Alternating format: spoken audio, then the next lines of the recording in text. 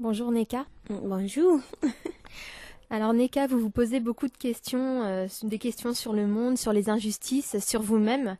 On dirait que vous n'acceptez pas une seule vérité, mais plusieurs. D'où pensez-vous que ça vienne, cette tendance à tout remettre en question?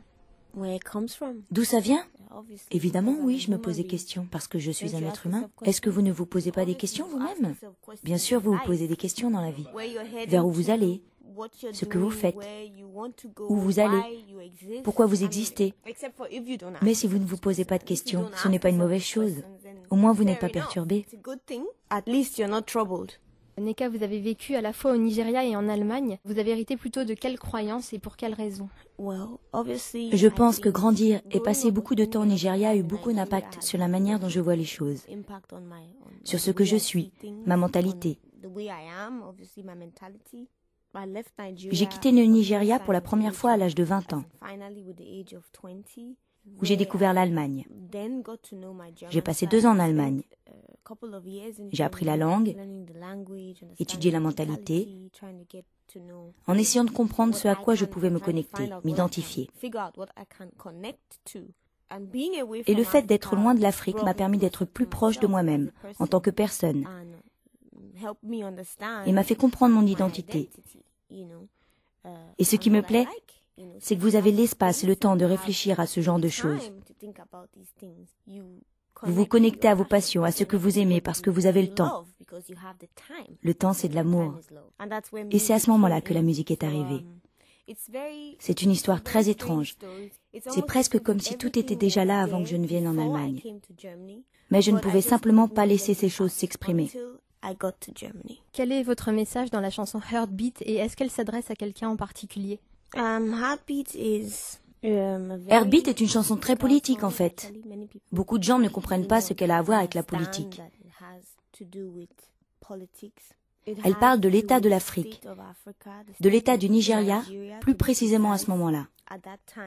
Elle a à voir avec notre histoire, ce que nous traversons en tant que peuple, la manière dont vient la corruption en politique, et ce que nous, en tant que Nigérians, avons donné en retour au Nigeria sur le long terme. Nous n'avons pas pris la responsabilité de certaines choses qui arrivent ou qui sont arrivées dans le passé. Donc cette chanson parle de donner en retour à la terre-mère, à l'Afrique-mère en général, et de la manière dont l'Afrique-mère est déçue par nos enfants. Si vous n'aviez pas été musicienne, qu'est-ce que vous auriez souhaité faire comme métier? Je ne sais pas. J'aurais certainement été une personne engagée. J'ai toujours été quelqu'un de préoccupé par ce qui se passe autour de moi. Même avant que je ne commence la musique, j'étais très impliquée intérieurement, dans mon cœur. J'ai commencé la musique professionnellement en Allemagne il y a 7 ans. Avant ça, je peux parler de mon enfance. J'ai grandi dans un lieu à la fois rural et urbain, où il y avait beaucoup de festivals, beaucoup de musique dans mon environnement et dans ma région. Et donc j'ai été imprégnée par le rythme en grandissant.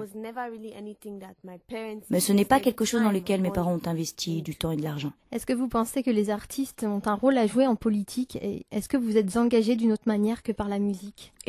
Ça dépend si vous avez les connaissances. Si vous n'êtes pas vraiment sûr de vous, je voudrais conseiller à n'importe qui, ou bien à n'importe quel artiste qui essaie de s'engager en politique, de s'en écarter. Il faut vraiment bien connaître le sujet. Bien sûr, c'est important pour moi personnellement de soulever certains problèmes qui sont considérés comme politiques. Par exemple, les catastrophes environnementales, les injustices comme les problèmes dans le delta du Niger, les problèmes de pétrole au Nigeria, ce qui signifie beaucoup pour moi puisque je suis née et ai été élevée dans cette région. Donc j'utilise ma musique comme une plateforme pour atteindre les politiques ou les personnes que je crois capables de créer le changement dans une communauté, une société ou un pays en général. Et en même temps, j'utilise ma musique pour exprimer les craintes et les pensées des gens qui n'ont pas le courage ou les opportunités de s'exprimer.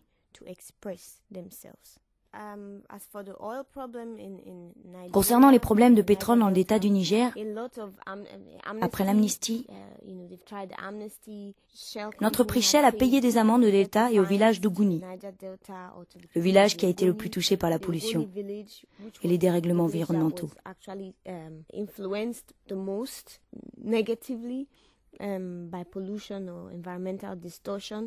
Et finalement, après 2 ans, c'est presque comme s'ils avaient payé une fois et que maintenant c'est terminé. Personne ne semble plus s'en préoccuper.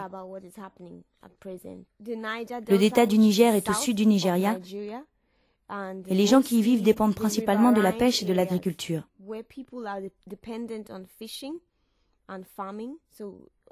Bien sûr, leurs terres sont polluées, ils ne peuvent plus cultiver. Leurs poissons sont morts, donc il n'y a plus moyen de survivre.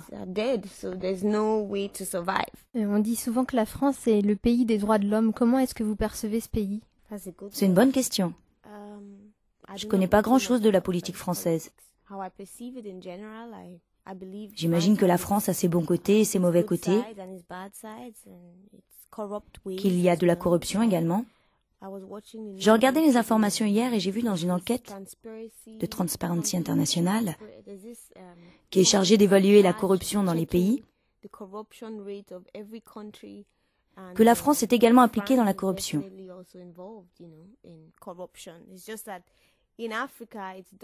En Afrique, ça saute aux yeux, mais en Europe, c'est caché. Je peux imaginer que la France a ses propres poids à transporter. Et je ne pense pas que les étrangers en France soient très heureux. Je pense, en me basant principalement sur le point de vue d'étrangers que j'ai rencontrés, en particulier des personnes noires qui vivent en France, qu'en dépit du fait qu'il y a une sécurité sociale et que les artistes sont très bien acceptés en France,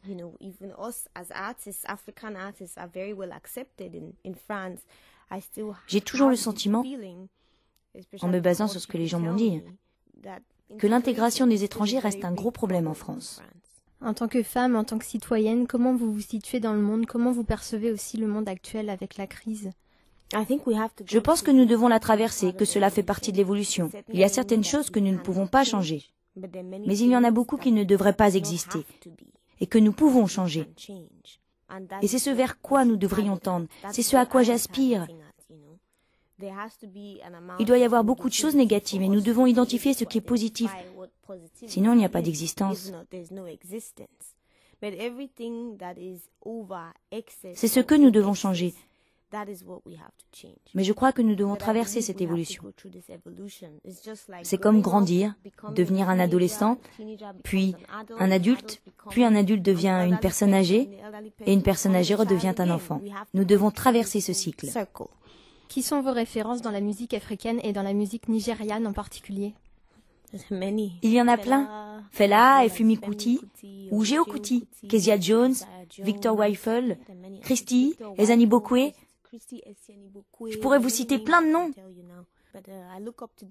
Mais je regarde vers eux, car la plupart utilisent leur musique comme un moyen pour communiquer avec les personnes au pouvoir.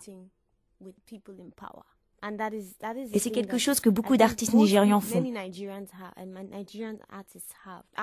De la tristesse et de la souffrance viennent les pleurs. Et les pleurs deviennent de la musique.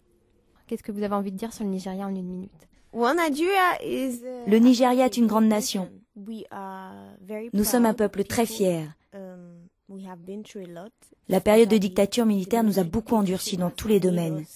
Going through that military dictatorship period has made us become very hardened towards everything, within.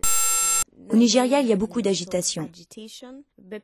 Mais malgré cette agitation et cette tension, les gens restent lucides au milieu de cette folie. Les gens sont capables de trouver un équilibre. Nous n'avons pas perdu la foi en Dieu. Ce qui nous manque, c'est de prendre notre destin en main et de travailler pour nous-mêmes. Le Nigeria a fait beaucoup de vagues, y compris en dehors de l'Afrique. Nous avons beaucoup de cultures agricoles, nous avons le pétrole duquel dépend le monde. Ce n'est pas juste la corruption, le VIH, mais il y a plein de choses que nous pouvons offrir. Notre histoire, notre jeunesse, mais ils sont sans dessus-dessous. Nous avons besoin de plus d'institutions qui s'investissent dans l'éducation des enfants, qui est la chose la plus importante. Je pense que je serais capable de survivre dans n'importe quel pays. Si vous me mettez n'importe où, sans argent, sans vêtements ou autre, je serais capable de survivre. Car si vous savez survivre au Nigeria, alors vous serez capable de survivre n'importe où sur Terre.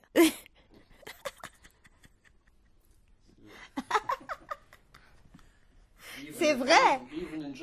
Oui, even in Germany.